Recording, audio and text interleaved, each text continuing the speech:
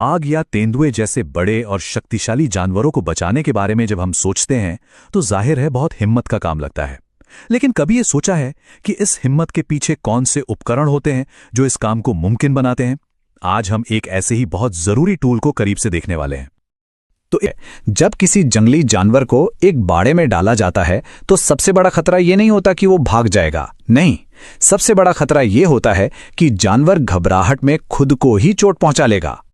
जरा सोचकर देखिए, एक डरा हुआ जानवर है, वो एक मेटल के बक्से में बंद है। वो बाहर निकलने के लिए दीवारों से टकराएगा, सलाखों पर हमला करेगा।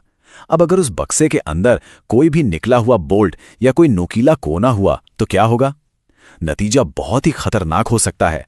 एक मामूली सा सफर भी एक बड़े हादसे में बदल सकता है। क्या गया है? इसका सीधा और एकमात्र मकसद है जानवर को सुरक्षित रखना और उसके तनाव को कम से कम करना। यह सिर्फ जानवर को बंद करने का एक बक्सा नहीं है, बल्कि वाइल्ड लाइफ कंजर्वेशन यानी संरक्षण का एक बहुत ही जरूरी औजार है।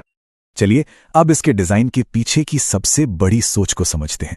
इस बाड़े को बनाते हुए सबसे पहले और सबसे जरूरी चीज क्या है? एक शब्द में कहें तो चिकनाई, यानी कि स्मूथनेस।